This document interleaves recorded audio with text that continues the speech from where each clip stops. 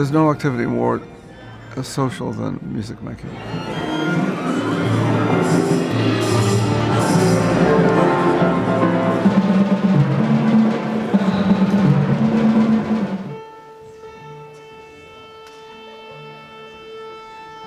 The idea of multiple layers was interesting to me.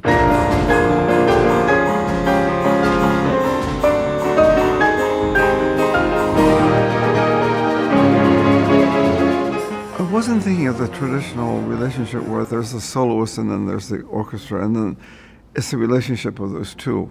Almost not antagonistic exactly, but different. But I looked at it a different way. I thought, let me think of the orchestra as an extension of the piano.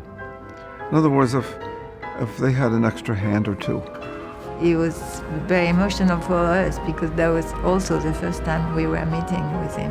They have been playing music of mine for the last 2 or 3 years, so I know what they sound like. But we never managed to play for him. In writing the piece, I was interested in taking some of the material that played in one, and then just a little bit later, the other one plays the same material. It's not exactly the same.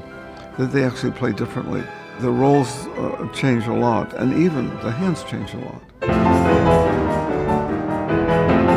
So you have 4 hands, but sometimes the right and left are... It's interesting. The first rehearsal, we had trouble hearing it. And Gustavo said, oh, I can fix that. And he moved the players around on the stage. He eliminated a few stands of strings, and he rearranged it. He said, I can fix this. And then when he did that, we began to hear it. It's a very creative way of talking about that. Gustavo did an amazing work with the orchestra, really amazing. In terms of clarity, he reorganized totally the orchestra, even the way they were sitting.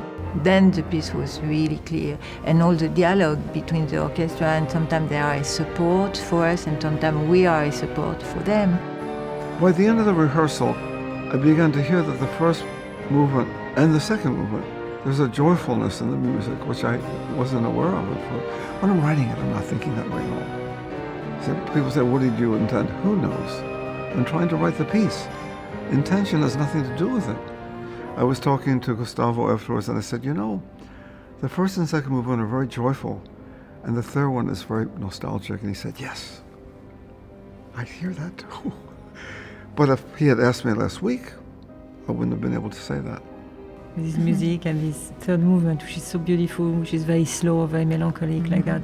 Everybody's expecting third movement, you know, with a lot of joy and finishing very loud and fast, and this one is so slow and so, yeah, it's beautiful. It's very beautiful.